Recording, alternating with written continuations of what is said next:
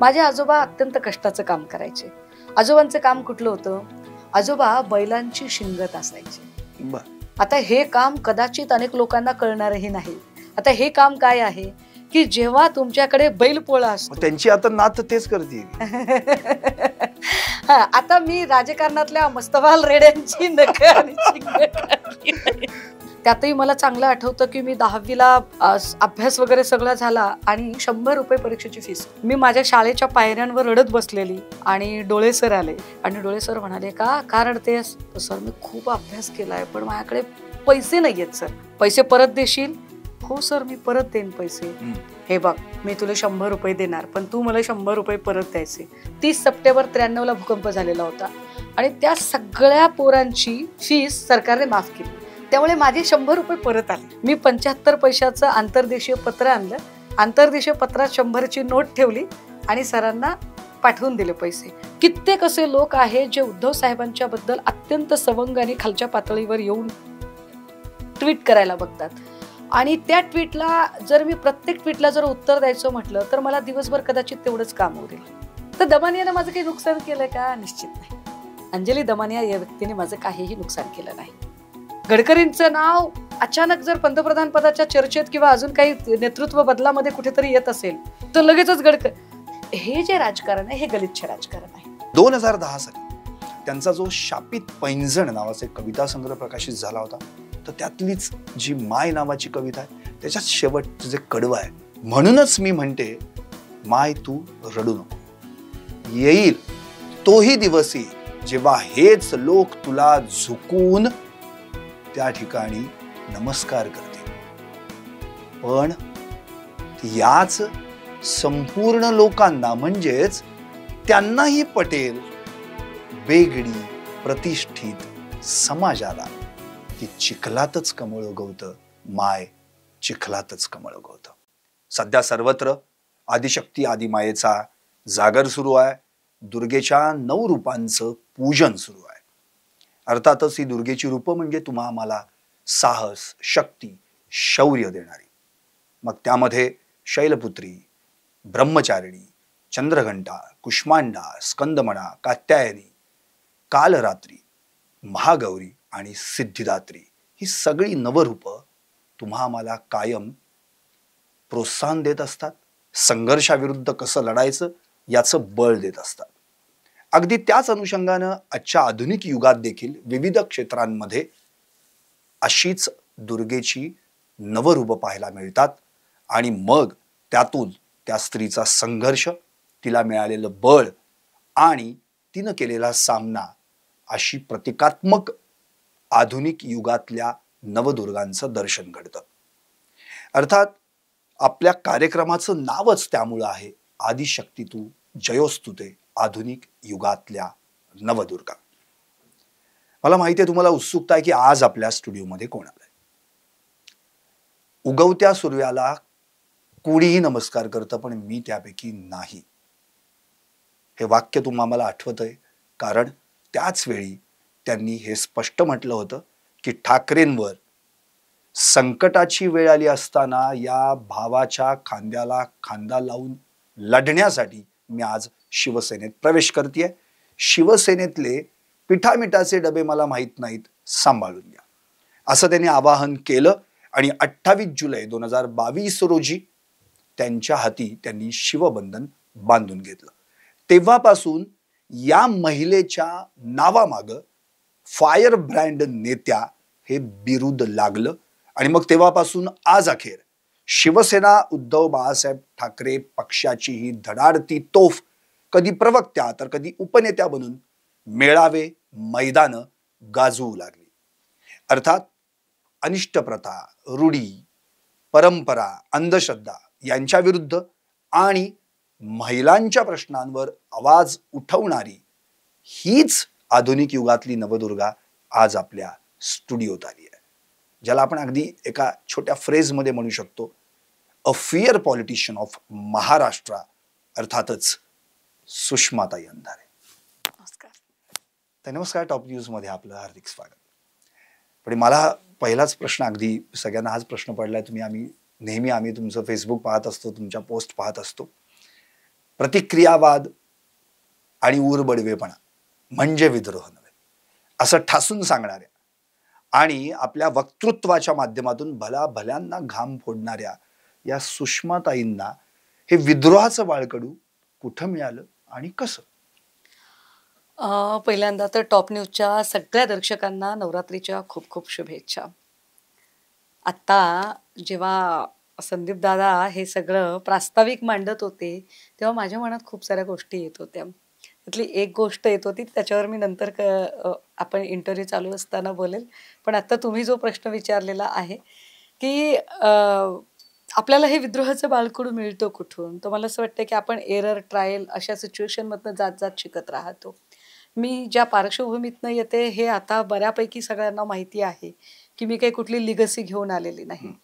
ना माझ्याकडे political legacy आहे, ना लिटरेचर एक लिगसी आहे, ना फायनान्शियल कुठली कॉर्पोरेट जगाची लिगसी आहे. आम्हाला जितकी जगण्याची परिस्थिती कोंडी करते ती कोंडी ऊर फोडून तोडायची आहे एवढं माहीत असतं. आणि ती कोंडी आपण तोडण्यासाठी जेवढा प्रयत्न करतो तेवढी लढण्याची ऊर्जा, तेवढं पोटॅन्शियल अजून वाढत जातं. ताकदीनं तो कणखरपणा वाढत जातो. तर त्यामुळे तो कणखरपणा अनुभवांनी, परिस्थितीने, म्हणजे आपला गुरुच कोण आहे असं म्हटलं तर मला वाटतं की माझा गुरु माझी परिस्थिती आहे की ज्या संघर्षाच्या काळातनं मी उभी राहिली, ज्या वातावरणातनं मी आलेली आहे. आत्ता ज्या पद्धतीने लोक सांगतात ह्याचं काय होईल, त्याचं काय होईल, असं खूप मेलोड्रामॅटिक आवाजांमध्ये लोक बोलत असतात, तेव्हा मला फार प्रश्न पडतो की खरंच या लोकांना हे प्रश्न कळलेले आहेत का? तर यांना ते प्रश्न अजिबात माहीत नसतात. ज्या प्रश्नांच्या मुळाशी जाऊन गेली 25 वर्ष मी काम करतेय, तर त्या प्रश्नांची साधी कदाचित या लोकांची तोंड ओळखही झालेली असेल की नसेल माहीत नाही. मात्र एक नक्की आहे की समोरचा आपल्याला काय म्हणत आहे यावर आपण आपले पॅरामीटर्स ठरवायचे नाहीत. म्हणजे जसं की आपल्याकडे ट्रोलिंग एक प्रकार असतो आणि मग त्या ट्रोलिंगला बरेच जण घाबरतात आणि शांत बसतात. मला असं वाटतं की इथे वाघांनाही मांजर बनवण्याचे प्रयोग केले जातात. त्यामुळे अशा वाघांना मांजर बनवण्याच्या आणि कधी कधी मांजरांना वाघ करण्याचेही प्रयोग केले जातात. तर हे जे सगळं प्रायोगिक राजकारण आहे, या प्रायोगिक राजकारणाच्या पलीकडे जाऊन आपल्याला रचनात्मक कृती कार्यक्रमामध्ये जास्त लक्ष घालायचं आहे. हे जास्त मनाशी पक्क ठरवलेलं आहे. त्यामुळे नुसताच प्रतिक्रियावाद किंवा नुसताच उरबडवेपणा, आमच्यावर अन्याय झाला, आमचं घर पेटवलं, आमच्यावर काय आमची घरं पाडली तुम्ही, आमचं अमुक नुकसान झालं, तमुक नुकसान झालं, हे सतत उरबडवेपणा करून सांगण्यापेक्षा मुळात असं होऊ नये किंवा असं का होतं याची कारणं शोधणं, ज्याला प्रतिसमितपती भाव म्हणतात. तर हा जो प्रतिसमितपतीवाद आहे त्याचा कार्यकारण भाव समजून घेणं आणि त्या मुळाशी जाऊन त्याची रेमेडीज शोधणं, त्याचं परिमार्जन काय पद्धतीचं असेल ते परिमार्जन शोधणं हे जास्त महत्त्वाचं असतं. एकदा तुम्ही त्या स्टेजला गेलात की मग बाकी गोष्टी तुमच्यासाठी काही फार मॅटर करत नाहीत की कोण तुम्हाला काय म्हणतं, कोण तुम्हाला आई बसली म्हणतं का किंवा अजून काही म्हणतं का. तर ह्या गोष्टीचा काही फार फरक पडत नाही. आपण आपल्याशी प्रामाणिक आहोत, आपण आपल्या मूल्यांशी प्रामाणिक आहोत आणि आपण आपल्या ध्येयापर्यंत जाण्यासाठीचं जे ध्येय आहे ते निश्चित ठरवलेलं आहे. So that's it. मला वाटतं की हे हे खूप आहे जगण्यासाठी किंवा लढण्यासाठी, हे खूप आहे. खरं आहे. तुम्ही लातूर जिल्ह्यातील मूळच्या मुरुड गावच्या आणि तुमचा जन्म आताचा धाराशिव म्हणजे पूर्वीचा उस्मानाबाद मधला पाडोली कळम. तर या दरम्यानचं जे बालपण जे तुमचं गेलेलं आहे ते नेमकं कसं गेलं? अगदी बालपणातल्या काही अशा गोष्टी आठवतात? विकिपीडियामध्ये माझी खूप सारी माहिती ही चुकीची माहिती आलेली आहे. यावर मला वाटते मी एका वाहिनीवर बोलताना फार विस्तृतपणे ती मांडणी केली होती. त्यामुळे माझं मूळ गाव जे आहे ना ते गाव माझं परळी आहे. परळीच्या जवळ एक छोटंसं खेडेगाव आहे आणि त्या गावाचं नाव आहे नंदनज. सारडगाव, धर्मापुरी, नाथरा, ननज, डाबी, इंदपवाडी, हा जो सगळा एक पट्टा आहे त्या पट्ट्यातलं माझं गाव आहे, नंदनज गाव आहे. परंतु मी माझ्या मामांकडे वाढलेली आहे. म्हणजे बऱ्याच लोकांना असं वाटतं ट्रोलिंग करताना बघा, ट्रोलिंग काय लेवलचं असतं, त्याच्यातनं त्या लोकांची आजारी मानसिकता दिसते. तर ते बऱ्याचदा की अरे मग हिचं अंधारे आडनाव आहे, मग हिच्या वडिलांचं आडनाव गुट्टे आहे, असे असं काहीतरी सांगितलं जातं. तर ते सांगितलं गेलं पाहिजे की मुळात माझ्या घरात एकतर आमच्याकडे जे आजोळ आहे, आजोळात मुलगी नव्हती, त्यामुळे मुलगी असण्यासाठी सगळे लोक प्रचंड, म्हणजे की मुलगी आपल्या घरात असली पाहिजे. अगदी त्याच वेळेला माझं जे पितृस्थान आहे तिथे मात्र त्यांना संपत्तीचा वारस हवा आहे आणि त्यांना मुलगाच हवा आहे. अशा सगळ्या काळामध्ये जेव्हा एक मुलगी झाली तर त्यावेळेला त्यांना असं वाटलं की नाही, आपल्याला मुलगा पाहिजे होता. आणि मग काही कारणं अशी घडली की मला माझ्या आजोळी राहावं लागलं. आणि त्याच्यानंतर माझ्या पाठच्या, म्हणजे माझ्या आईला दिवस गेले आणि त्याच्यानंतर तिला जुळं झालं. एकतर घरातली परिस्थिती अशी काही होती आणि त्यात आईचं जे संगोपन होतं बाळंतपणात किंवा तिच्या गर्भारपणात तिची जी काळजी घेणं होतं, तर ग्रामीण भागात पहिली मुलगी झाली म्हणजे फारच वाईट झालं त्या अर्थाने, त्या काळात जर बघितलं तर. आणि म्हणून मग तिच्याकडे बघण्याचा दृष्टिकोन किंवा तिची काळजी घेताना जी हेळसांड झाली त्यामध्ये फार नुकसान झालेलं असावं. आणि त्यानंतर जेव्हा आई दुसऱ्यांदा बाळंतपणासाठी म्हणून आली, माहेरी आली मुरुडला वगैरे, आणि तेव्हा काही टेलिफोन वगैरे अजिबातच नव्हते, तर तिकडनं बाजारला निरोप यायचा बाजार दिवशी. आणि मग बाजार दिवशीच निरोप एकमेकांना, कारण लोक एका ठिकाणी यायची बाजार दिवशी. तर वडिलांना कळलं की आता आपल्या घरी आपल्याला 2 मुलं झालेली आहेत, आता आपल्याला बघायला जायचं आहे. कदाचित त्यांच्या डोक्यात असेलही की तेव्हा आता आपल्या मुलीला पण घेऊन जायचे, कारण आपण 7 महिन्याचं छोटं बाळ सोडून आलेलो आहोत तिथेच. 7 महिन्याचं बाळ छोटं होतं. आजोबांनी सांगितलं की जावई, तुमची बायको तुम्ही घेऊन जा, पोरगी आम्ही सांभाळतो. कारण मुलगी झाल्यामुळे कदाचित आई पण कदाचित सासरी नांदायला जाऊ शकली नसती. आणि मग ते तिकडे गेलेले. जेव्हा दुसऱ्यांदा ते घ्यायला आले, पण आईची हेळसांड इतकी झाली होती तब्येतीची की ती बाळं दगावली, ती जगली नाही. आणि ती बाळं दगावली आणि आपल्या भावंडांना गिळलंय काही रे. अपशकुनीपणाचा जो शिक्का आहे तो शिक्का कदाचित की नाही, माझी मुलं जगली असती पण हिच्यामुळे जगली नाहीत का, तो मी तिथेच राहिले, मी परत घेतलीच गेली नाही. म्हणजे मला थोडंसं जरा मला नाही जायचं त्या सगळ्या इमोशनल ट्रान्समध्ये. आणि मग मग मी तिकडेच राहिली. 3-4 वर्ष गेली. आता 5वं वर्ष, तेव्हा 5व्या वर्षी शाळेत नाव टाकलं जायचं, मुलीला शाळेत टाकायचे. आजोबा घेऊन गेले, म्हणजे आईचे वडील घेऊन गेले. आजोबा माझे अशिक्षित पण कबीरपंथी, आणि आजोबा विचारतायत की नाव टाकायचे. हेडमास्तरांनी विचारलं, ठीक आहे, मुलीचे पालक कुठे आहेत? पालक कोण असतं? ते काय पालक म्हणजे काय? अहो, पोरीला सांभाळतो कोण? मीच की. तुमचं नाव? दगडू अंधारे. लिहा दगडू अंधारे, सुषमा दगडू अंधारे. म्हणून आजोबांचं. हा, म्हणजे मूळ सुषमा दत्तराव गुट्टे, तिचं नाव झालं सुषमा दगडूराव अंधारे, आणि ते नाव तसंच लागलं पुढे. हे नाव नंतर मला आत्ताच्या काळामध्ये, म्हणजे जेव्हा माझं शिक्षण चालू झालं किंवा माझं शिक्षण पूर्ण झालं, माझी नोकरी लागायची होती, तेव्हा मला खूप जणांनी सांगितलं की तुम्ही जरा आडनाव बदलता का? कारण गुट्टे आडनाव शेवटी वलय आहे त्या नावाला. आफ्टर ऑल गुट्टे नावाचे खूप मोठमोठे ऑफिसर्स आहेत, कमिशनर्स आहेत, फिल्म फायनान्सर आहेत, इंडस्ट्रियलिस्ट आहेत, आमदार खासदार आहेत. सो गुट्टे नाव म्हणजे काय, एक स्टेटसचं नाव आहे. हे अंधारे जरा खरबुड मरबुड नाव वाटते, पण मी नाही बदलणार दादा हे नाव. जिथे नाव बदलून लोकांना, म्हणजे मला ते एक आठवतं बाबूराव बागुलांचं, जेव्हा मी जात चोरली होती वगैरे, की किती ती एक परिस्थिती असते की माणसं स्वतःची आयडेंटिटी लपवून राहायचा प्रयत्न करतात. मला वाटतं नाही तसं केलं पाहिजे. मी माझं आडनाव नाही बदललं पाहिजे. ती माझी ओळख आहे आणि ती ओळख त्या काळातली आहे जेव्हा मला कोणीतरी ओळख द्यायची गरज होती, आणि तेव्हा ओळख देण्यासाठी सगळ्यात पहिला जो माणूस आला होता ते माझे आजोबा होते, दगडू तात्याराव. ते गाव कुठलं होतं? मुरुड. आणि मग त्यांची जी ती ओळख आहे ती ओळख नाही मी पुसणार. सो अंधारे दगडू बाबाचं नाव हे गॅझेटमध्ये गेलंच पाहिजे, आणि ते हाऊसच्या रेकॉर्डमध्ये पण गेलं पाहिजे. सो ते आडनाव मी ॲज इट इज कंटिन्यू करायचं ठरवलं. ॲट एनी कॉस्ट नाही बदलणार आहे ते नाव, आणि ते राहिलं तसंच छानपैकी. आमचे काही काय म्हणता येईल तुम्ही, ते काय बालपण, हिरवे हिरवे गारगालीचे हरिततृणांच्या मखमालीचे, त्या सुंदर मखमालीवरती फुलराणी ही खेळत होती, असल्या काही स्टाईलचं बालपण काही गेलेलं नाही.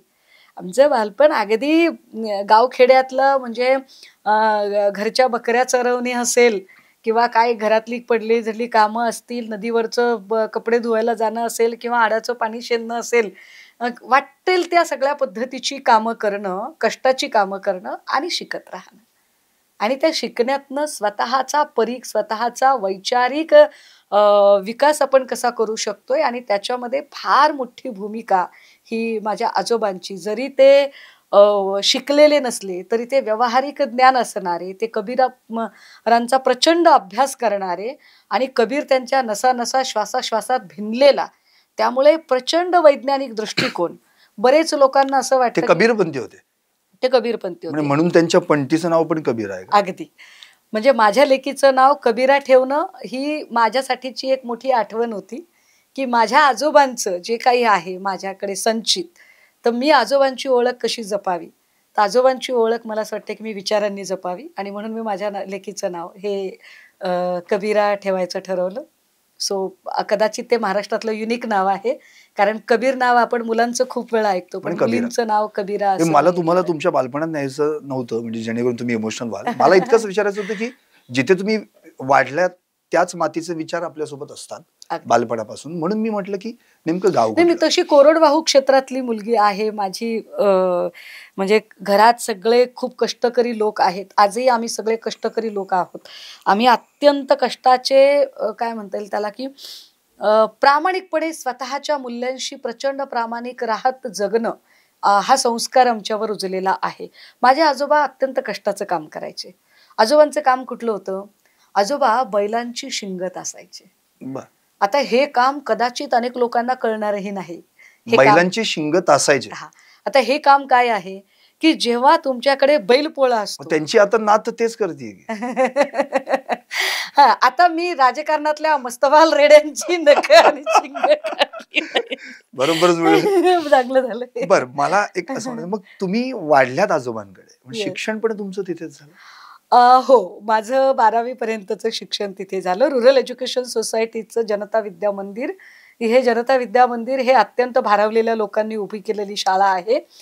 ती आमच्याकडचे जे अतिशय चांगले असे सहकार महर्षी होते, शिवाजीराव मालक, त्यांना मी शिवाजीराव मालकच म्हणायचे सगळेजण. तर शिवाजीराव नाडे साहेबांनी उभी केलेली ती शाळा, आणि त्या शाळेमध्ये माझं 12वी पर्यंत शिक्षण झालं. याच शाळेमध्ये माझे मामा शिकले होते, आणि ते त्यावेळेला त्यांच्या काळातले राज्यातले पहिले होते 10वीला आणि 12वीला. सो मीही त्याच शाळेत शिकले. शाळा तशी सगळ्या समाजवाद्यांचा गड असलेली शाळा होती, त्यामुळे सेवा दलाचे सगळे संस्कार आमच्यावर झालेले, आणि सगळे समाजवादी, म्हणजे अगदी बाबासाहेब परांजपे असतील इथपासून तर बापूसाहेब काळदाते असतील, ही सगळी लोक, भाई उद्धवराव पाटील वगैरे, आम्ही खूप लहान असताना ह्या सगळ्या माणसांचा वावर आमच्या शाळेमधला, त्यामुळे खूप जास्त समाजवादी संस्कार आमच्यावर रुजलेले. त्यामुळे भांडवलवादाच्या विरोधातली चीड निर्माण होणं, त्याचं बाळकडू हे शाळेत मिळालेलं. त्यामुळे शाळा त्या अर्थाने आम्हाला घडवणारी, वाढवणारी ठरली. त्याला अजून चांगलं खतपाणी जे मिळालं ते जेव्हा महाविद्यालयीन आयुष्यात आम्ही स्पर्धा काळामध्ये आलो, आणि स्पर्धेच्या काळात राज्यभरातले अनेक मित्रमैत्रिणी मिळाले, जे वेगवेगळ्या भांडवलवादी, समाजवादी, वेगवेगळ्या अँगलने विचार करणारी मुलं आहेत, वेगवेगळ्या परिस्थितीतनं आलेली मुलं आहेत, परंतु ही सगळी जण वक्तृत्व या एका मुद्द्यावर एकत्रित आलेली आहेत. अशा सगळ्यांचं जे आमचं जे मित्रवर्तुळ तयार झालं, त्या मित्रवर्तुळामुळे सुद्धा खूप साऱ्या गोष्टी शिकायला मिळाल्या.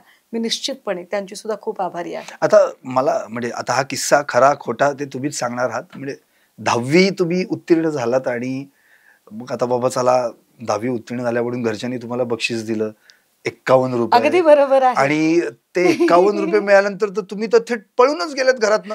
आता एक मिनिट, पण का पळून गेलेत, कशासाठी, याचं उत्तर मी नक्कीच त्यांच्याकडनं जाणून घेणार आहे, आणि प्रेक्षकांची उत्सुकता पण टाळणार आहे, कारण मी एक छोटासा ब्रेक घेणार आहे. पाहत राहा आदिशक्ती तू, जयोस्तुते आधुनिक युगातल्या नवदुर्गा.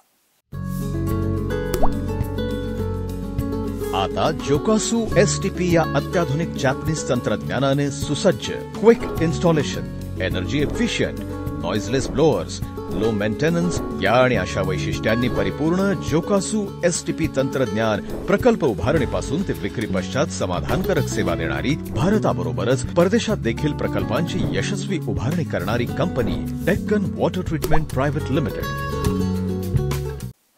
ब्रेक नंतर आपलं पुन्हा एकदा स्वागत, आणि अर्थातच आपण मगासपासून ऐकतोय ते सुषमाताईंना, आणि अर्थात सुषमाताईंचं बालपण या प्रश्नानंतर त्या थोड्याशा इमोशनल झाल्या, पण त्या 10वी पर्यंतचा पुढचा प्रवास आला. आणि मग मी एक ब्रेक पूर्वी त्यांना प्रश्न विचारला होता की ₹51 बक्षीस मिळाले आणि तुम्ही ₹51 घेऊन घरातनं पळून गेलात का, कशासाठी?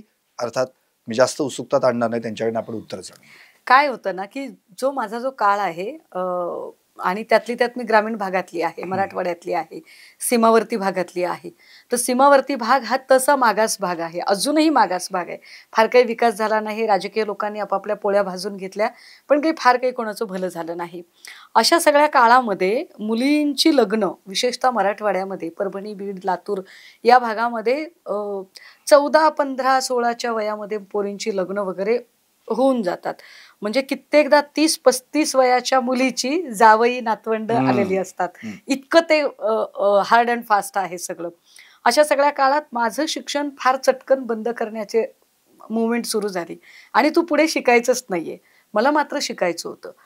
विशेषतः आमच्याकडे कुणीही 10वीला पहिल्या प्रयत्नात पास झालेलं नाही आणि त्यातली त्या जनता शाळेत पास होणं म्हणजे फार मोठी डिग्री.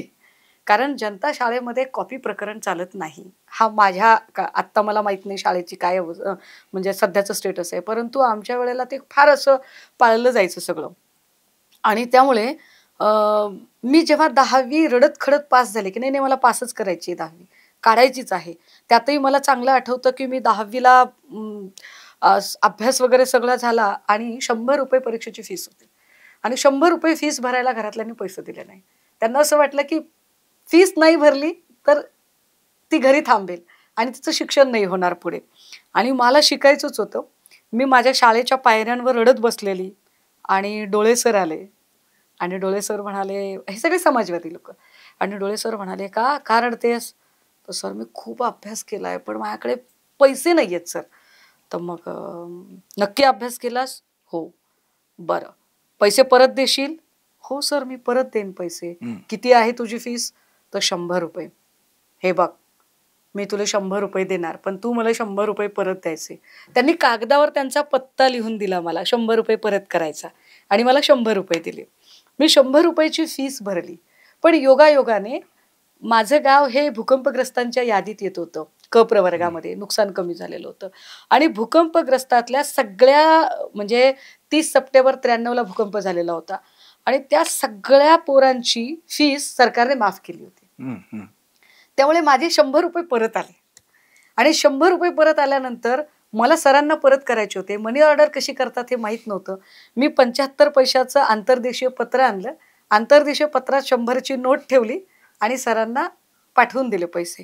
पण त्याचा परिणाम असा झाला की त्यानंतर डोळे सरांचे माझे अतिशय चांगले रिलेशन डेव्हलप झाले की पोरगी खरंच खूप प्रामाणिक आहे आणि चळवळीतली पोरगी दिसते आणि ही काहीतरी करू शकते भविष्यात. आता मला 10वी माझा अभ्यास सुरू झाला. घरातले बघत होते की काय अशी करणार आहे, म्हणजे किती करून करणार आहे.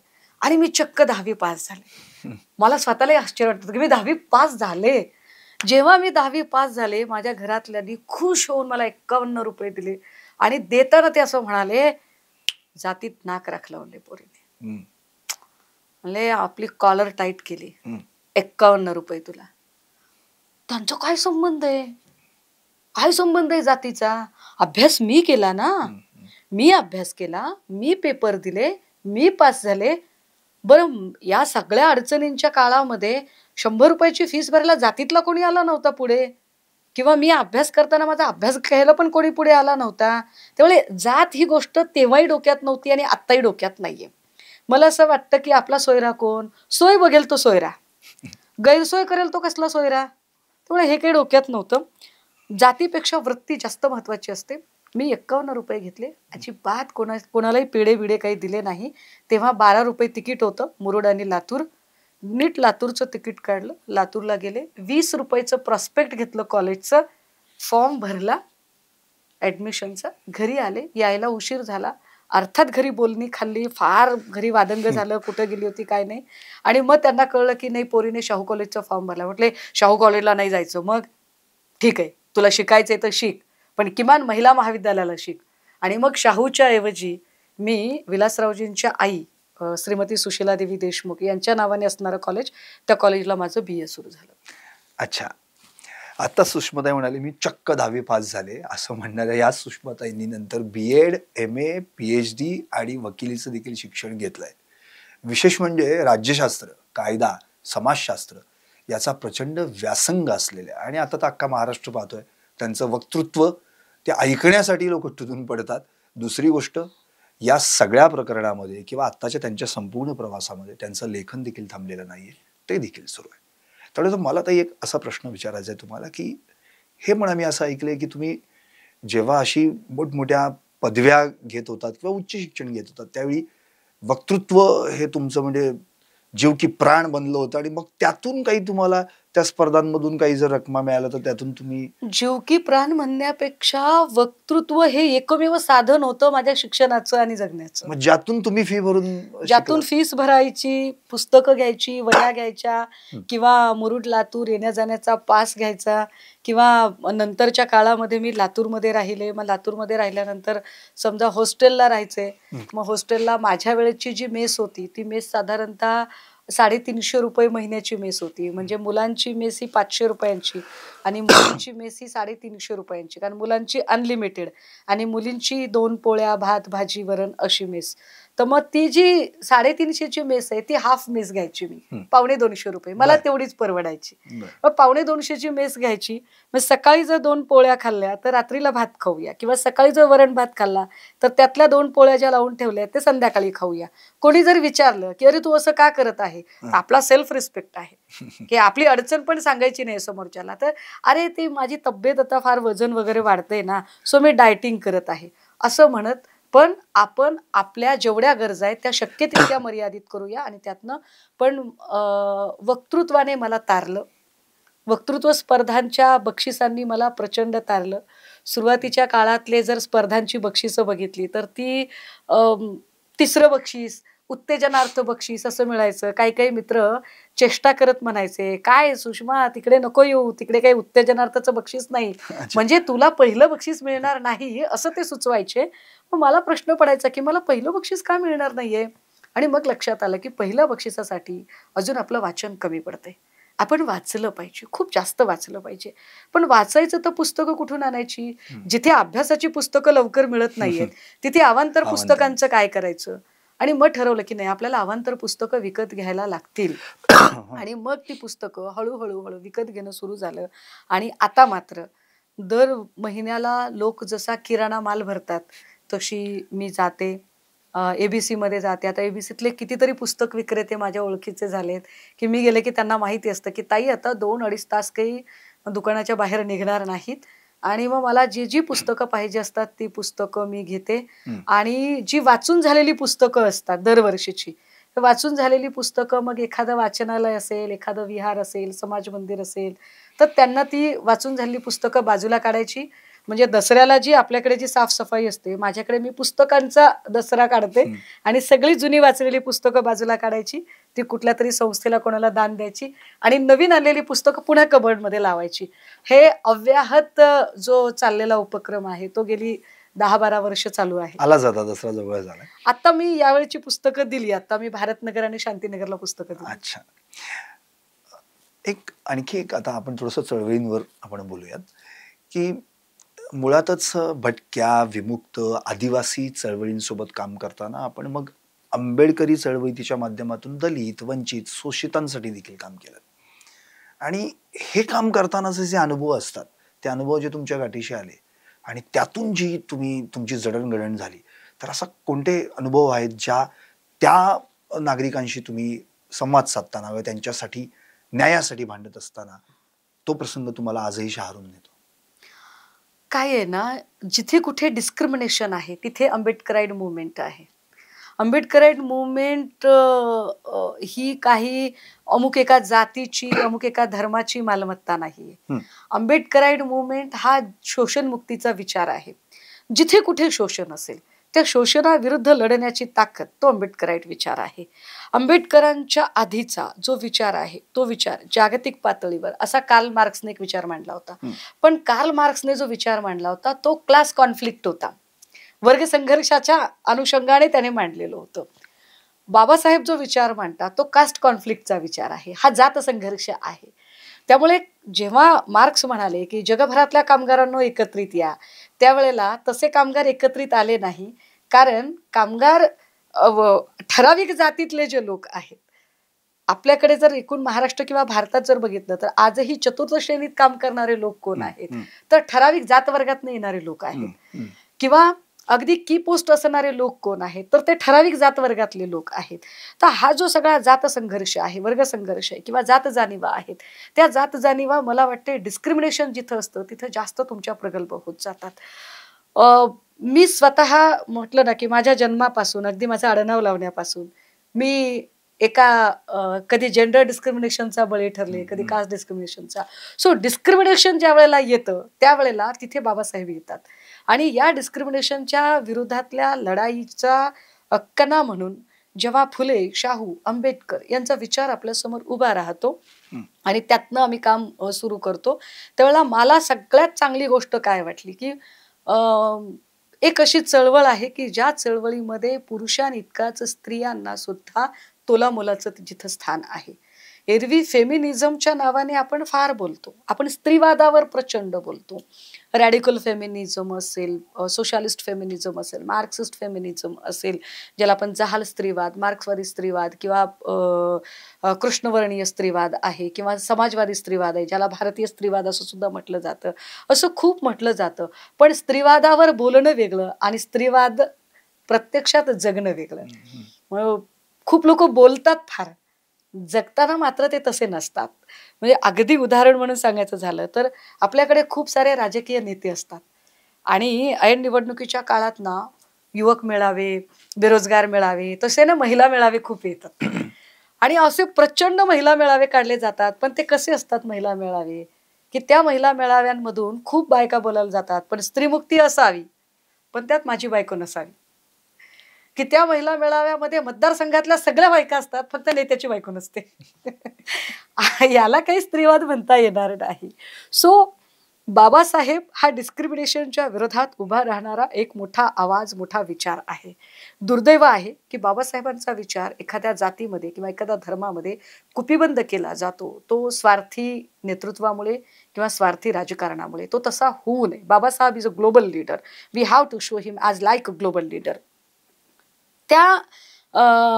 जेव्हा मी ज्या भागात वाढले आणि मी ज्या पद्धतीने वक्तृत्वातनं जडणघडण झाली आहे, त्या काळात जे मला माझं मित्रवर्तुळ मिळालं, मी म्हटलं की माझे शिक्षक वगैरे भालं भोळे सरांच्या पासून तर एस ए कुलकर्णी सरांपर्यंत मला शिकवणारे शिक्षक होते.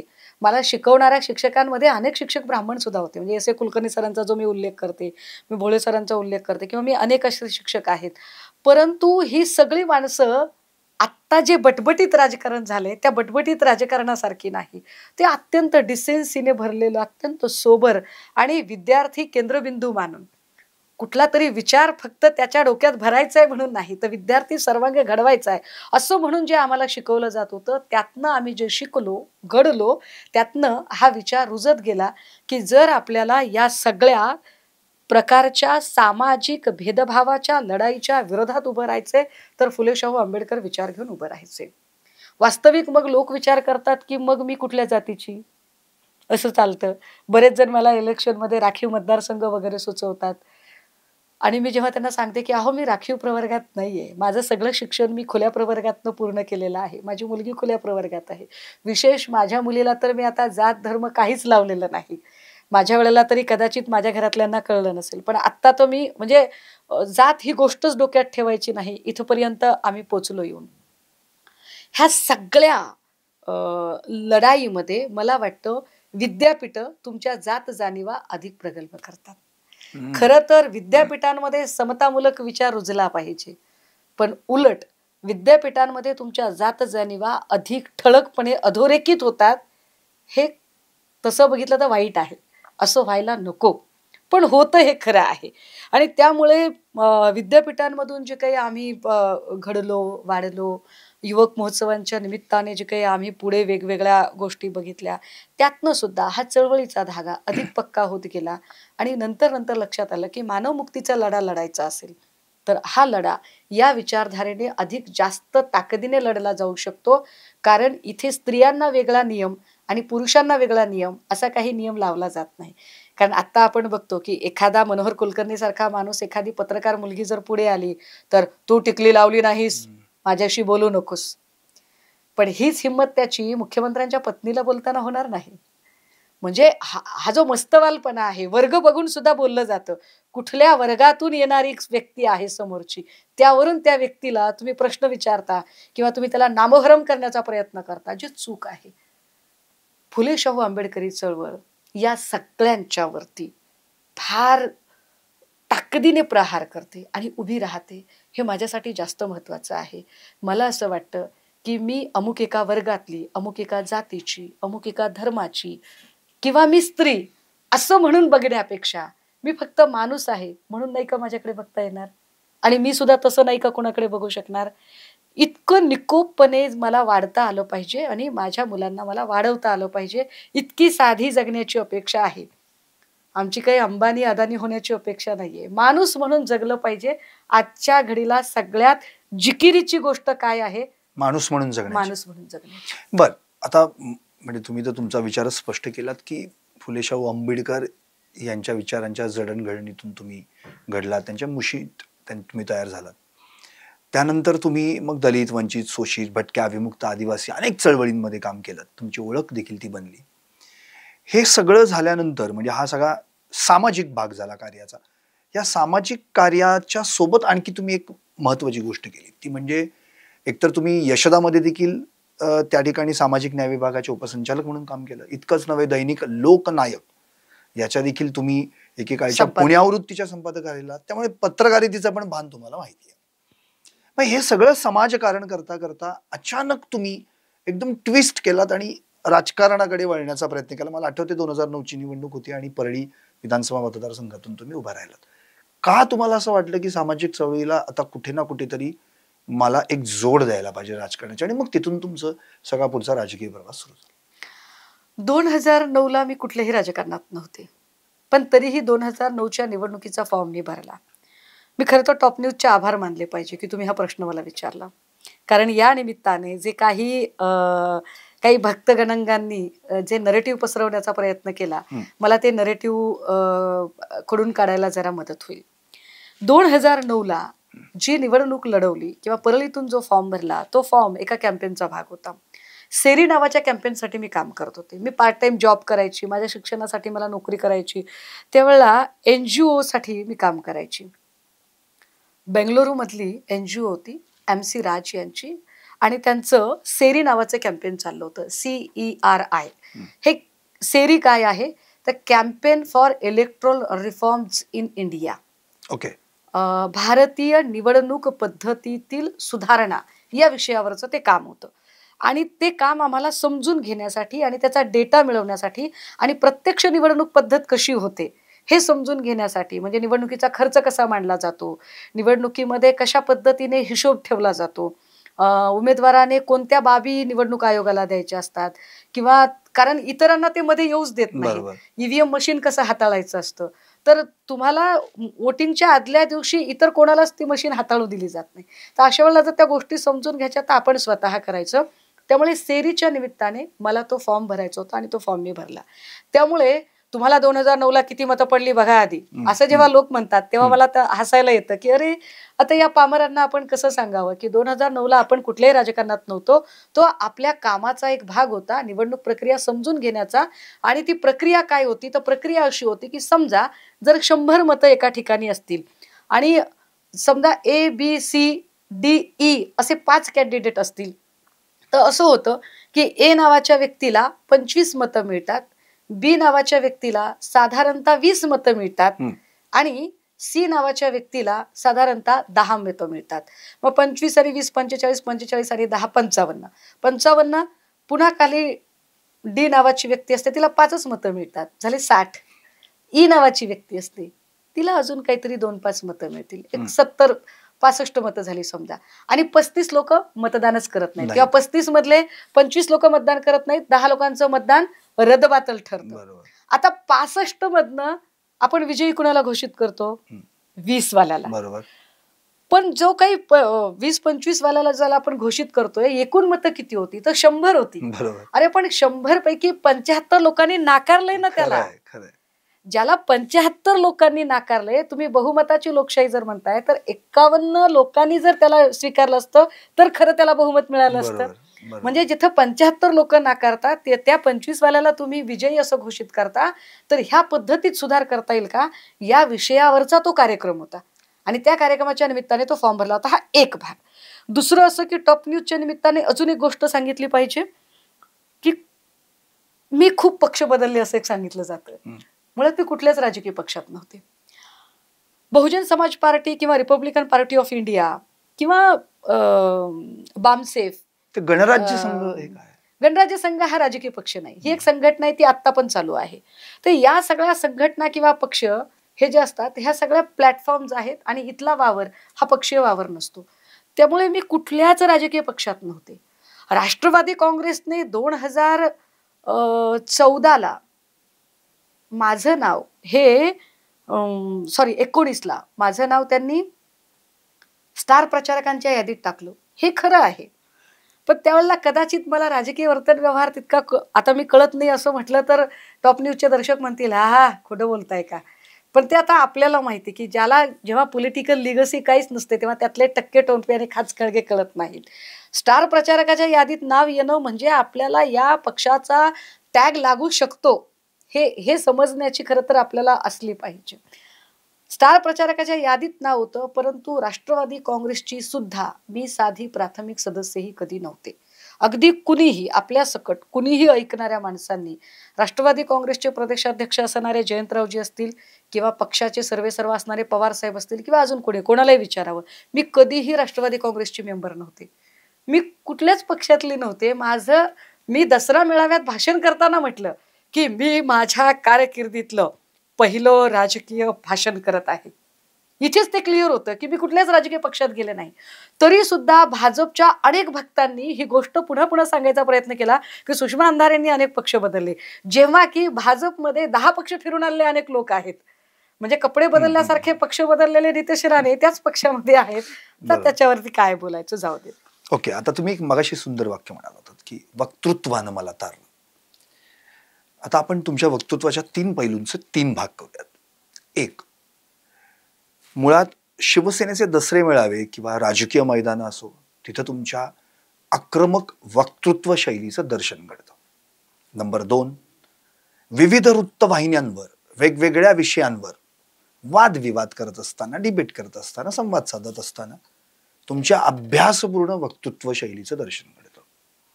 आणि नंबर 3, महिलांवरील अत्याचार असो, अन्याय असो, त्यांच्या विरोधात आवाज उठवताना तुमच्यातल्या संवेदनशील वक्तृत्व शैलीचं दर्शन घडतं. महिला एक, वक्तृत्व प्रतिभा अनेक, कसं काय जमतं? काय असतं माहितीये का, तुकोबारायचं जे म्हणतात ना की आम्हा घरी धन, शब्दांचीच रत्ने, शब्दांचीच शस्त्रे, शब्दांची शब्दची आमुच्या जीवाचे जीवन, शब्दची वाटू धन लोका, की आमचा संसार, आमचा पसारा, आमची संपत्ती काय आहे तर ते शब्द भंडार आहे, दुसरं काहीच नाही. या सगळ्या शब्द भंडाराला पण फुकाची शब्द काय कामाचे. त्या शब्दांना कृतीची जोड नसेल, त्या शब्दांमध्ये भावनेचा ओलावा नसेल तर असे पोकळ शब्द काही फार कामाचे ठरत नाहीत. आम्ही कित्येकदा असे प्रकांड पंडित बघतो की ज्यांना कदाचित माझ्यापेक्षा प्रचंड ज्ञानी लोक या जगामध्ये आहेत. मी त्यांच्या पुढे काहीच नाहीये. खूप खूप ज्ञानी लोक आहेत, खूप अभ्यासू लोक आहेत, परंतु लोकांच्या काळजाला जे भिडतं ते जास्त महत्वाचं असतं. संत कबीर जे सांगतात, पोथी पडपड पंडित होय, ज्ञान मिला ना कोय, 2 अक्षर प्रेम का पडे सो पंडित होय. की तुम्ही किती वाचलंय, किती काय केलंय याही पेक्षा तुम्हाला लोकांच्या काळजापर्यंत भिडणार एका कन्व्हिन्सिंग आणि अपिलिंग टोन मध्ये बोलता येते का, ते जास्त महत्वाचं. हे बोलताना तुम्ही आरडाओरडा करूनच बोललं पाहिजे का, तुम्ही सवंग भाषेचाच प्रयोग केला पाहिजे का, तुम्ही शिवीगाळच केली पाहिजे का, नॉट नेसेसरी. तुम्ही शिव्या न देता, तुम्ही काहीच न बोलता, तुम्ही शांतपणे सुद्धा तुमचं म्हणणं मांडू शकता. रादर तुम्ही जेव्हा शांतपणे बोलता तेव्हा लोक अधिक काळजीने ऐकतात. म्हणजे एक जातक कथेतलं एक फार चांगलं उदाहरण आहे की एक जोडपं आहे, नवरा बायको आहेत आणि ते प्रचंड दोघे अद्वा तद्वा भांडतायत, जोर जोरात भांडतायत. आणि ते इतके जोर जोरात भांडतायत पण दोघांचंही काय म्हणणं आहे ते एकमेकांपर्यंत अजिबात पोचत नाहीये. का पोचत नाहीये? कारण आपलं मुद्दा त्याला पटवून देण्यापेक्षा मला कसं तुझ्यापेक्षा जास्त जोरात ओरडता येतं हे सांगायचा ते प्रयत्न करतायत. आत्ता जे डिबेट किंवा राजकीय मंचांवरून जे चाललंय किंवा राजकीय प्रायोजित रोजगार हमी योजनेच्या मजुरांकडून जे चाललंय ते हे आहे की त्यांना त्यांचा मुद्दा पटवायचा नाहीये, त्यांना अमुक एका वर्गाला न्याय द्यायचा नाहीये. मला कसं जास्त जोरात ओरडता येतं आणि मी कसा जास्त सवंग होऊ शकतो हे सांगण्याची जणू रस्सीखेच चाललेली आहे. आपल्याला त्या रस्सीखेचमध्ये जायचं नाहीये. माझं म्हणणं काय आहे, माझा अल्टिमेट गोल काय आहे, तर माझा अल्टिमेट गोल हा माझ्या एक्सपोजरचा नाहीये. माझा अल्टिमेट गोल हा मी ज्यांच्यासाठी काम करते त्यांना मला न्याय देता येतोय का इथपर्यंतचा आहे. जेव्हा राजकीय गोष्ट घडते त्यावेळेला इच्छा नसतानाही, म्हणजे रोज हजारोने ट्विट असतात विरोधकांचे, अत्यंत वाईट वाईट भाषेमध्ये ट्विट असतात. कदाचित त्यांना त्यांच्या भाषेमध्ये आपण उत्तर देऊ शकतो का, तर हो आपण देऊ शकतो. पण द्यावं का, नाही. आपण देऊ नये त्यांना तसं उत्तर. आपण त्यांना माफ करावं. आपण त्यांना त्यांच्या बौद्धिक पातळीनुसार ते बिचारे वागत आहेत एवढं म्हणावं आणि सोडून द्यावं. कित्येक असे लोक आहेत जे उद्धव साहेबांच्या बद्दल अत्यंत सवंग आणि खालच्या पातळीवर येऊन ट्विट करायला बघतात आणि त्या ट्विटला जर मी प्रत्येक ट्विटला जर उत्तर द्यायचं म्हटलं तर मला दिवसभर कदाचित तेवढंच काम उरेल. पण मी असं ठरवलं की नाही, हे काय बोलतात त्यापेक्षा कोण बोलतात हे जास्त महत्वाचं आहे. त्यामुळे त्यातलं कोण बोलतंय याचं उत्तर एकदा मला मिळालं की मग मी त्याच्यावर व्यक्त होते. उदाहरणार्थ जर देवेंद्रजी जर व्यक्त झाले तर निश्चित मी उत्तर देईन ना, किंवा त्याच्यामध्ये जर बावनकुळे कधी काही बोलले तर मी त्याला उत्तर देईन. बाकी कोणी सटरफटर काहीतरी बोलत आहे खाली तर यांना काही उत्तर द्यायची गरज नाही. आता समजा काही नवीन पोरं भाजपने आणली आहेत, अतिशय शंभरी पोरं आहेत, तर त्यांच्यावर काही बोलायची गरज नाही. आपण जे दुसरं सांगताय की अभ्यासपूर्ण वक्तृत्व शैलीचा भाग, एक अख्खा डिबेट जरी एखाद्या वाहिनीसाठी कदाचित टीआरपीचा विषय असेल, 30% समाजकारण असेल, 70% अर्थकारण टीआरपीचा विषय असेल, पण माझ्यासाठी माझ्या माणसांपर्यंत पोहोचण्याचा तो मोठा मार्ग आहे आणि माझ्या माणसांना ती गोष्ट समजावून सांगण्याचा तो भाग आहे. आरक्षण या मुद्द्यावर कदाचित मला भडकाऊ बोलता येईल का, अहो मी जातीचा वक्ता आहे म्हटल्यावर मला बोलता येईल की, पण त्याने काय होईल, त्याने फक्त डोकी फुटतील. त्यापेक्षा त्याच्यातले समज गैरसमज, त्याचा अन्वयार्थ, त्याची संकल्पना आणि ते होऊ शकतं की नाही होऊ शकत, ऐकायचे का नाही ऐकायचे दॅट्स युअर पार्ट, सांगणं आमचं काम आहे. आपण ते सांगितलं पाहिजे. म्हणजे काय म्हणता येईल त्याला, बुडती हे जन न देखवे डोळा म्हणून कळवळा येत असे, एवढ्या अंगाने ते मांडावं. राहिला प्रश्न महिलांच्या संबंधाने, एकतर आपल्याकडे महिला वक्त्यांची नेत्यांची फार वानवा आहे.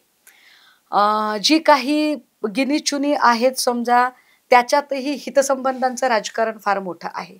कुठला मुद्दा घ्यायचा आणि कुठला मुद्दा सोडायचा याचं एक सिलेक्टिव्ह अप्रोच ठरलेला आहे. अशा सगळ्या काळामध्ये गावखेड्यातल्या बाईच्या बद्दल कोण बोलणार बरं, तर तिथे बोललं गेलं पाहिजे.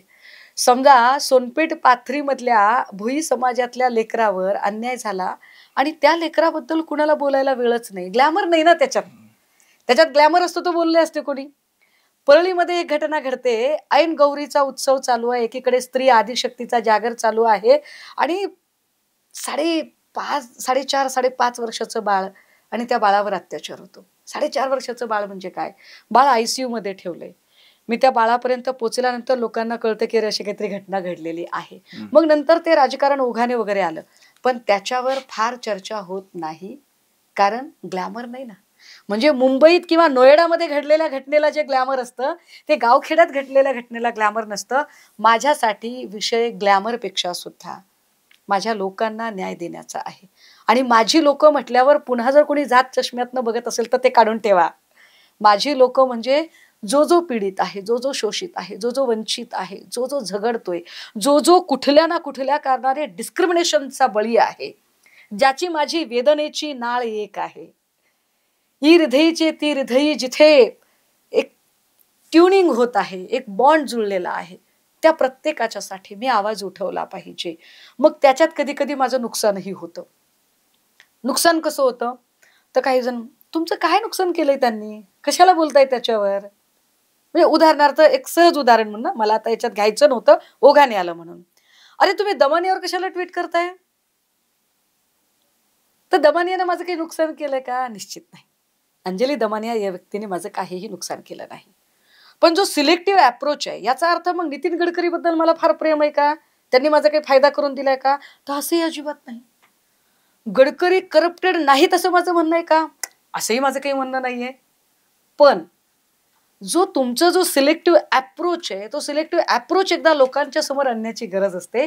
की तुम्हाला फक्त भाजप विरहितच मुद्दे दिसतात का, तुम्हाला भाजपातलं करप्शन काहीच दिसत नाही का, आणि भाजपातलंही करप्शन दिसलं तर त्याच लोकांचं करप्शन दिसतं का, जे लोक फडणवीसांना किंवा मोदींना अडसर ठरू शकतात. म्हणजे एकनाथ खडसे जर मुख्यमंत्री पदाचे दावेदार म्हणून चर्चेला येत असतील, तर खडसेंना कसं मागं ओढायचं, तर दमानिया प्रेस. गडकरींचं नाव अचानक जर पंतप्रधान पदाच्या चर्चेत किंवा अजून काही नेतृत्व बदलामध्ये कुठेतरी येत असेल, तर लगेचच गडकरी. हे जे राजकारण आहे, हे गलिच्छ राजकारण आहे, आणि म्हणून तुम्हाला विरोध केला पाहिजे. बाकी तुमचं व्यक्तिगत आमचं काही देणं घेणं नाही. मग तेव्हा लोक म्हणतात, अहो जर तुमचं काहीच त्याच्यामध्ये फायदा तोटा नाहीये, तर मग कशाला बोलताय. तर मला असं वाटतं की प्रत्येक वेळेला राजकीय नफेखोरीची गणितं ती लोक मांडतात जी हाडाची राजकारणी असतात. माझ्यासाठी मी राजकारणी असण्यापेक्षा सुद्धा मी सामाजिक चळवळीत वावरणाऱ्यांपैकी आहे. त्यामुळे माझ्यासाठी माझी चळवळ प्राधान्यक्रमाने आहे. आणि मी, मला वाटते, टॉप न्यूजच्या 3ऱ्या इंटरव्ह्यूमध्ये बोलते, आणि 3ऱ्या इंटरव्ह्यूमध्ये 3ऱ्यांदा हे वाक्य बोलते की पॉलिटिकल करेक्ट राहण्यापेक्षा सोशली करेक्ट राहणं हे माझ्यासाठी जास्त महत्त्वाचं आहे. सो सोशली करेक्टनेस कुठे आहे तो मी जास्त शोधते. आणि त्यामुळे कधी आक्रमक सुषमा अंधारे, कधी भावनिक सुषमा अंधारे, कधी अभ्यासू सुषमा अंधारे, जिथे मला ज्या गोष्टीची गरज वाटते त्यानुसार. पण अल्टिमेट गोल काय आहे, तर त्या लोकांपर्यंत पोचणं, कन्व्हिन्सिंग आणि अपिलिंग टोनमध्ये पोचणं आणि रिमेडीज शोधणं, हा अल्टिमेट गोल आहे. हीच आधुनिक युगातल्या दुर्गेची वेगवेगळी रूप आहेत जी तुमच्या वक्तृत्वातून पाहायला मिळतात. आता शेवटचाच प्रश्न, म्हणजे आपण 9 देवींचा जागर करत करत आपण दसऱ्यापर्यंत आलो, विजयादशमी आली. दसरा आला की महाराष्ट्राला पहिल्यांदा आठवतो तो मेळावा, अर्थात शिवसेनेचा. आणि आता तुम्ही त्याच शिवसेना उद्धव बाळासाहेब ठाकरे पक्षाच्या फायर ब्रँड नेते आहात. लोकांना नव्हे, शिवसैनिकांनाच नव्हे, संपूर्ण महाराष्ट्राला उत्सुकता आहे.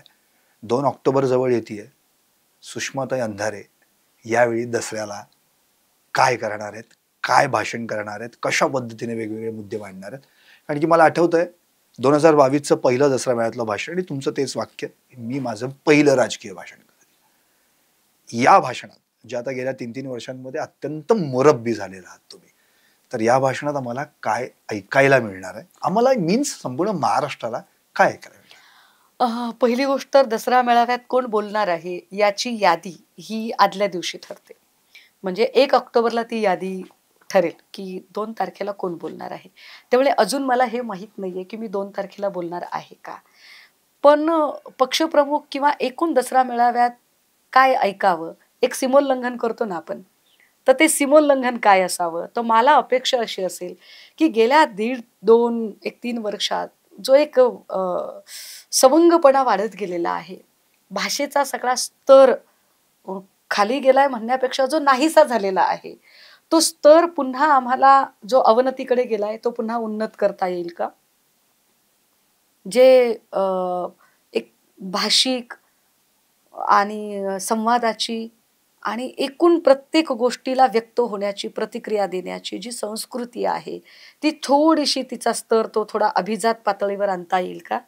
नो डाऊट आपण विरोधकांना उत्तरं द्यावीत, आपण विरोधकांना नामोहरम करावं, विरोधकांना प्रश्न सुद्धा विचारावेत, धारदार प्रश्न विचारावेत. पण ते प्रश्न विचारताना त्याच्या भाषेचा, मी पुन्हा पुन्हा सबंध इंटरव्ह्यूमध्ये हे बोलताना म्हणते की भाषेच्या स्तराबद्दल मी खूप आता जरा जागरूक झाली आहे. कारण जे चाललंय अवतीभवती ते फार चिंताजनक आहे. सो त्यावर बोललं पाहिजे. गावगाड्याची जी विण उसवत चालली आहे ती वाईट आहे, ती गंभीर आहे, ती चिंताजनक आहे. कालपर्यंत गावगाड्यातल्या सगळ्या जाती, 12 बलुतेदार, 18 आलुतेदार, ही सगळी माणसं जी गुण्यागोविंदाने नांदत होती, त्यांच्यामध्ये जे देवघेव सगळी गिव्ह अँड टेक कल्चर होतं, एक परस्परावलंबी अशी सगळी ती तो गावगाडा होता, ती सगळी पद्धत कुठेतरी लुप्त होत चालली आहे. खूप सगळेजण स्वकेंद्री, आत्मकेंद्री जास्त होत चालले आहेत. आणि ते आत्मकेंद्री होण्यापेक्षा ते परस्परांचे शत्रुभाव जास्त वाढत चाललेला आहे. तर हा शत्रुभाव कमी करण्याच्या दृष्टिकोनातनं काही मांडणी करता येईल का? गावगाड्याचं राजकारण विस्कटू पाहणाऱ्या लोकांना, गावगाड्याची वीण ज्या लोकांनी अक्षरशः वसवून ठेवली आहे आणि एकमेकांवर जणू अशा कुरघोड्या करण्यासाठी प्यादे तयार केलेले आहेत, या सगळ्या लोकांना समज देत खरंच हा महाराष्ट्र काय होता, या आमच्या जो जुना सुसंस्कृत सभ्य सज्जन आणि अत्यंत सहृदयी असा जो महाराष्ट्र आहे, संवेदनशील महाराष्ट्र आहे, तो तसा सोज्वळ सहृदयी संवेदनशील महाराष्ट्र पुन्हा जागवण्याच्यासाठी तो शब्दांचा जागर मांडला जाईल का, याकडे नक्की मी आशादायी आहे, उत्सुक आहे. नक्कीच. आताच सुषमाताईंनी एक सुंदर उदाहरण दिलं की सामाजिक वीण आहे ती कुठंच उसवता कामा नये. आपल्याला आठवत असेल, म्हणजे आता अजूनही खेडेगावात किंवा गावांमध्ये मला आठवते माझी आजी गोधडी विणायची, तेव्हा ती आजूबाजूच्या सगळ्या बायकांना सांगायची, अगं तुझं फाटलेलं लुगडं, काय फडकी चोळ्या काय असतील ते सगळं घेऊन ये, माझी गोधडी शिवायची आहे. आणि असं सगळं करून त्या गोधडीला शिवून, म्हणजे ह्याचं साडी त्याची लुगडं त्याचं फाटकं काय हे मिळून मग ती गोधडी तयार व्हायची. आपल्या समाजाचं तसंच आहे. सगळे समाज एकत्र येऊन जी सामाजिक ऊब होते निर्माण, त्याच उभीमुळं तुम्ही आम्ही उत्तमरित्या त्या थंडीच्या दिवसामध्ये उत्तमरित्या राहू शकतो, जगू शकतो, ती आपल्या अंगावर पांघरू शकतो. आज तीच ऊब समाजाची कुठेतरी नाहीशी होत चालली आहे. ती वीण उसवता कामा नये, अगदी त्या गोधडीसारखी. तुम्ही अतिशय सुंदर उदाहरण दिलं आणि मला इतकंच म्हणायचं की खूप खूप आभार, तुम्ही आलात इतक्या वेळात वेळ काढून आमच्यासाठी आणि या ठिकाणी आमच्या टॉप न्यूज मराठीच्या सर्व प्रेक्षकांशी मनमोकळेपणाने संवाद साधला. त्यातलं एक ते सुंदर वाक्य की पॉलिटिकल करेक्ट असेल नसेल मला माहीत नाही, सोशली करेक्ट असलं पाहिजे, and that is the perfect word, perfect sentence and what it may be. पण तुम्ही जे म्हणालात ते अगदी योग्य आहे. प्रत्येक पॉलिटिशियननं असं राहता आलं पाहिजे. म्हणून मी सुरुवातीलाच अगदी त्यांच्याबद्दल म्हटलं होतं की अ फिअर्स पॉलिटिशियन ऑफ महाराष्ट्र, आणि तसं आपण असलं पाहिजे आणि त्या आहेत. थोडक्यात मला इतकंच म्हणायचं आहे अगदी शेवटाकडे जाताना की शिवसेना प्रमुख बाळासाहेब ठाकरे यांच्या वक्तृत्वातली आक्रमकता, शरद पवार साहेबांच्या वक्तृत्वातली मुद्देसूदता आणि आंबेडकर विचारसरणीचा गाभा, या तिन्हीही म्हणजे या त्रिसूत्रींना एकत्र करून जे खरं मिसाईल बनलंय ते म्हणजे या सुषमाताई. आणि अशा सुषमाताईंना भविष्यात संपूर्ण महाराष्ट्रानं खरंच विधिमंडळाच्या, मग ते विधान परिषद असो की विधानसभा, त्याचं प्रतिनिधित्व करताना पाहावं, एवढीच इच्छा या महाराष्ट्रवासियांची आणि आम्हा सगळ्यांची आहे. त्याबद्दल मी सदिच्छा व्यक्त करतो. आणि जाता जाता मी तुम्हाला आधीही म्हटलं होतं की त्या उत्तम लेखिका आहेत. भविष्यात त्यांची आणखी पुस्तके येतीलही. पण 2010 साली त्यांचा जो शापित पैंजण नावाचा एक कविता संग्रह प्रकाशित झाला होता, तर त्यातलीच जी माय नावाची कविता आहे, त्याच्यात शेवटचं जे कडवं आहे ते कडवं फक्त म्हणतो आणि या सुंदर मुलाखतीचा सुंदर शेवट करतो.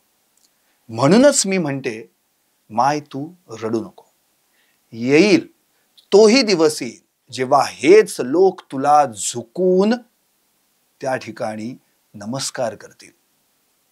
पण याच संपूर्ण लोकांना म्हणजेच त्यांनाही पटेल बेगडी प्रतिष्ठित समाजाला की चिखलातच कमळ उगवतं, माय चिखलातच कमळ उगवतं.